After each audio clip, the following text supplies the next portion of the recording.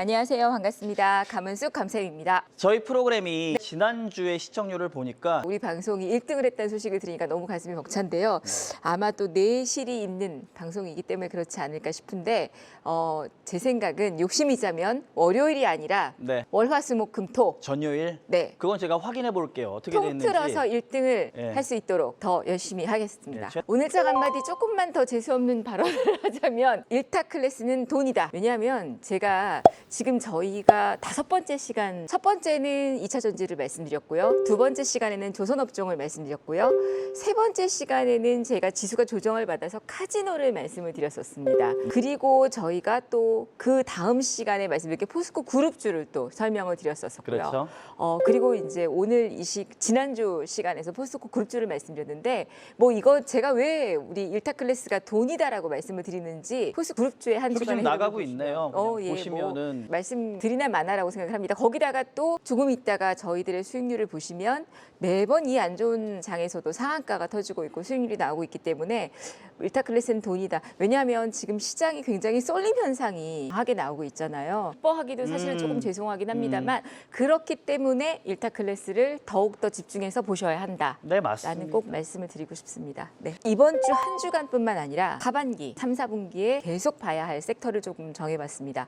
바로 DDR5. DDR5? 예, 좋아하시나요? DDR5 섹터를 한번 정해봤습니다. 혹시 오늘 오후장에 장 후반쯤에 반도체 섹터들이 반등이 막 후룩 나오면서 수급이 유입되는 거 보셨죠? 그렇죠. 예. 네. 최근에 그리고 이제 HBM 관련주들의 흐름들에 관심이 좀 쏠리고 있는 그런 상황인데요. HBM 관련주와 또 DDR5 관련주가 같이 움직일 수밖에 없는 그런 연결고리를 갖고 있기 때문에 제가 이 HBM은 사실 그 사이에 방송에서도 많이 말씀을 드렸습니다. 그런데 DDR5라는 섹터를 또한 여러분들이 잊고 계실까 봐 요거를 일부러 이 시간에 이슈로 준비를 했습니다. 올해 연말까지 DDR5의 비중이 전체 절반 수준까지 급증할 것으로 보여지고요.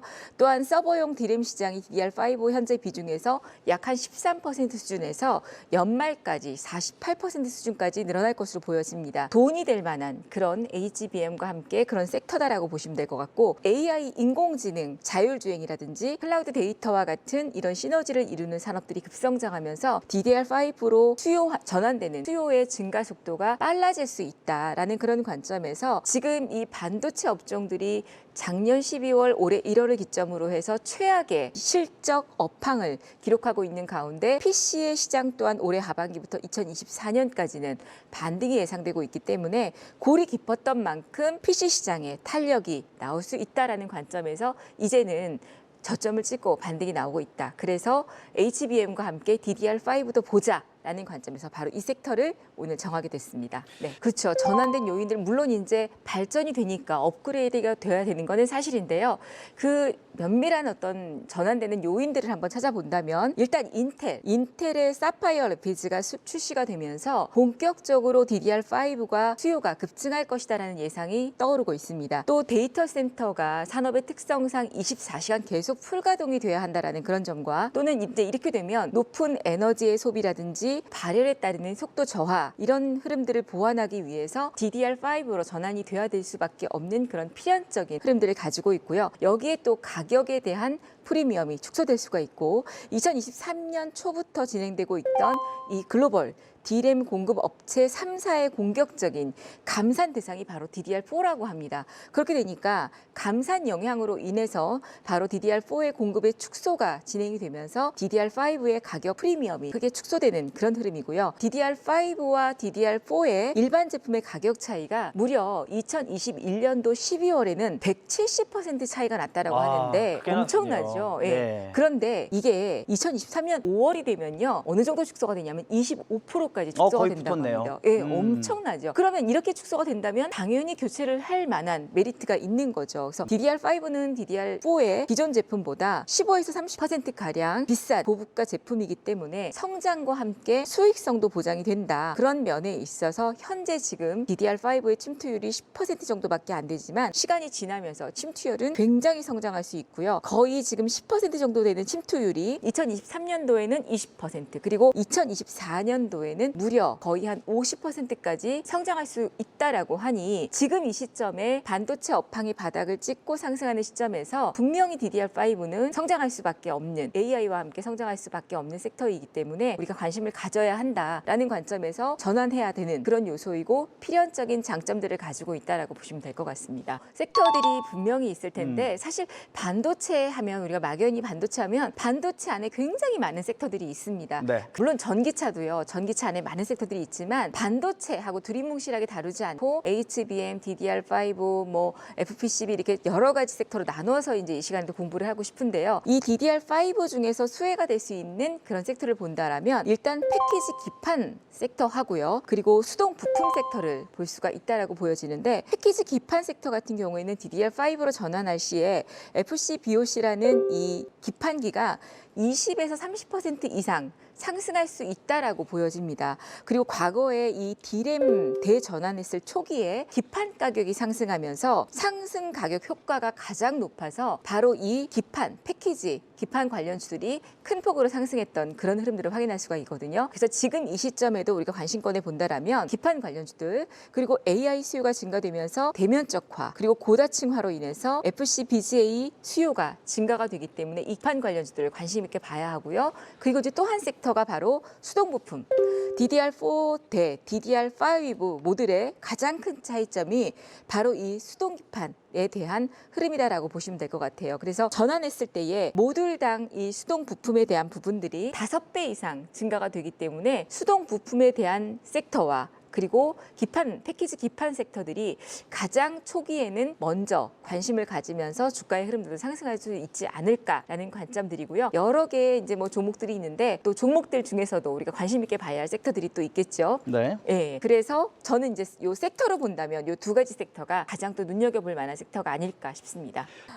사실 최근에 이제 HDM 관련주와 같이 연결이 돼서도 움직이는 종목들이 있고 하는데 네.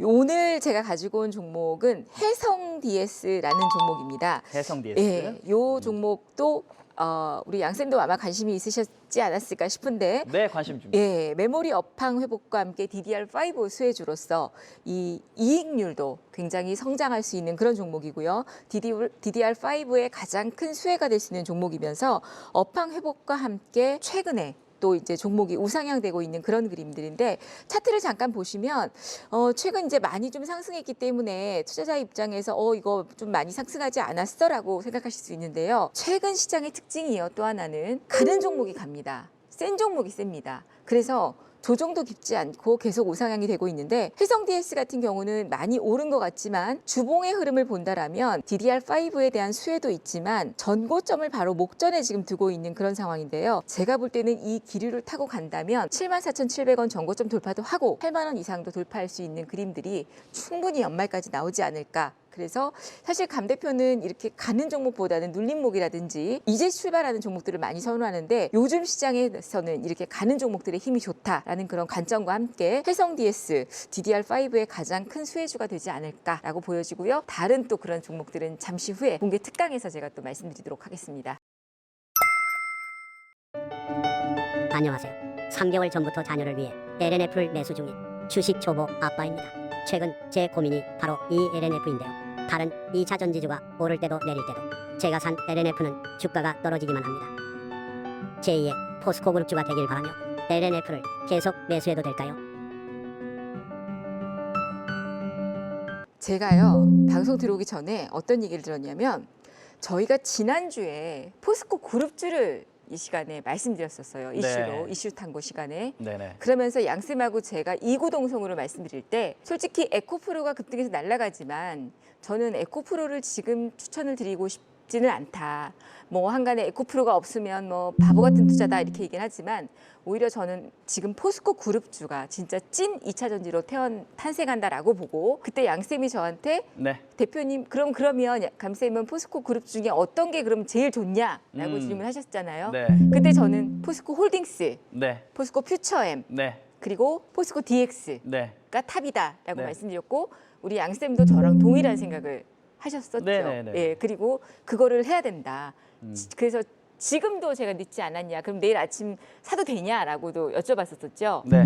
양쌤도 분명히 내일 아침에 공략을 해도 좋다라고 말씀을 하셨었습니다. 근데 이게 지금 포스코 그룹에 상장된 6개 종목이 정말 이번 주 내내 상한가 간 종목도 있었고요. 거의 한 종목당 뭐 20-30% 이상 급등을 하고 나니까 이 한 주간 저희 이 사연 소식에 이런 내용들이 굉장히 많이 왔던 것 같아요. 빗발치게 막 이런 사연들이 왔다고 합니다. 그런데요, 저는 이 LNF라는 종목을 방송에서 단 한 번도 나쁘게 말씀을 드린 적이 없어요. 그런데 제가 깜짝 놀랐던 건 공개 특강을 하면서 우리 공개 특강에 들어오셨던 분들이 다른 방송 또는 한국경제방송 또는 다른 대표님들은 LNF를 불과 얼마 전까지만 해도 안 좋다, 소외받고 있다, 2차 전지 중에 실적이 별로다, 실적 사실 그냥 그랬었죠. 그래서 또 수직 계열화가 아니다. 그렇기 때문에 이 종목은 손절해야 된다, 교체해야 된다, 못 간다, 그러면서 안 좋은 얘기들을 많이 하셨대요. 그래서 고민을 많이 하신 분들이 많으시더라고요. 그러다가 최근에 주가가 한 주간에 오르면서 긍정적인 얘기들을 또 하시고 좋은 얘기들을 하시는데, 개인적으로 저는요, 지금 문의를 주신 아버님, 포스코 그룹주만큼 이다 아니다라고 제가 여기서 단정을 지으면 저는 그건 사기꾼이 될 수밖에 없겠지만, 왜냐하면 주가의 미래는 확신할 수가 없습니다. 그런데 제가요, 사실 맨 며칠 전에 장대 양봉이 바닥에서 나오던 7월 18일 날 저는 제 VIP 가족분들한테 그런 얘기를 드렸어요. 저라면 지금 이 시점에서 에코프로나 에코프로 BM을 눈여겨보지 않고 차라리 직장인들이 4인 가족을 부양하면서 한 달에 50만 원, 100만 원 적금 넣기 참 힘들죠. 그렇다면 저는 그냥 이 LNF라는 종목을 22만 원, 23만 원, 25만 원 미만일 때 한 주씩, 두 주씩 그냥 보너스 탈 때마다, 돈 생길 때마다 그냥 모아놓겠다. 25만 원 미만, 26, 7만 원일 때. 그렇게 말씀을 드렸거든요. 그러면서 LNF에 대한 장점을 굉장히 많이 부각을 시키면서 말씀을 드렸어요. 지금 이 시간이 길지 않기 때문에 제가 LNF의 장점들과 이 종목이 상승할 수밖에 없는 이런 이유들을 자세히 말씀을 못 드리겠지만, 저는 그 정도로 차라리 적금을 넣는다 치고 한 달에 하나씩, 2개씩 사 모으시는 거 나쁘지 않다라고 했는데요. 우리 지금 사연을 주신 아버님, 초등학생을 위해서 하신다면 이 자녀가 중학생, 고등학생까지는 아니어도 최소 1년 정도, 뭐 6개월 이상, 1년, 목표 주가 35만 원 이상, 저는 40만 원 이상까지도 보면서 코스피, 양쌤 말씀하신 것처럼 코스피 이전 상장에 대한 이슈도 있고요. 확정된 건 없지만 아직까지 이제 한 달 이후에 또 공시가 나올 겁니다.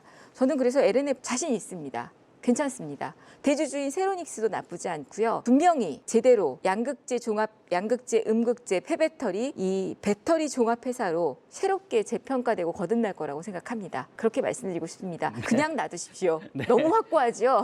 네. 3교시 필살기 종목 시간. 지난주 어떤 결과가 나왔는지 확인해 보도록 하겠습니다. 네. 사실 지난주에 말씀드렸던 심텍, 애경케미칼, 코스모화학, 제가 뭐 특별하게 리뷰를 할 만한 내용이 없을 정도로 셋 다 괜찮은 종목이었었고, 지난주에 우리 양쌤이 말씀하시기에 셋 다 정말 좋은 종목이다라고 하셨는데, 네. 특별하게 제가 리뷰를 하려고 맘먹었던 건 큰 움직임이 없지만 지금 같은 시장에서 소외되지 않고 그래도 꾸준히 옆으로 붙이면서, 또 코스모화학 같은 경우는 우상향이 되고 있어서 애경케미칼 같은 경우는 한번 시세가 또 나올 수 있는 종목이고, 심텍 같은 경우는 DDR5 수혜가 될 수 있고요. 코스모화학은 폐배터리 관련주로 보실 수 있다라는 거 꼭 말씀드리고 싶고요. 그러면 이번 주 일주일 동안 우리 시청자 여러분들께 수익을 줄 수 있는 승부주 어떤 종목 갖고 나오셨는지 일단 네. 확인을 먼저 해보도록 하겠습니다. 네, 대덕전자, 뭐 여러분들 최근에 이제 HBM, DDR5 관련주로 움직였던 종목입니다. FPCB, PCB 등을 전문으로 제조하고 판매하고 있는 기업이고요.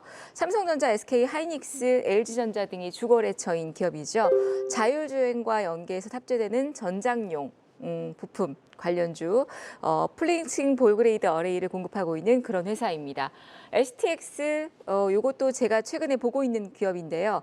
2차 전지 원자재, 이 원재료, 니켈 공급 관련 이슈로 해서 인도네시아의 이 현지 법인, 최대 인도네시아 법인을 설립하고 있는 기업입니다. 그리고 이제 미래나노텍, 요게 이제 조금 바닥권에서 이제 시작되는 종목입니다.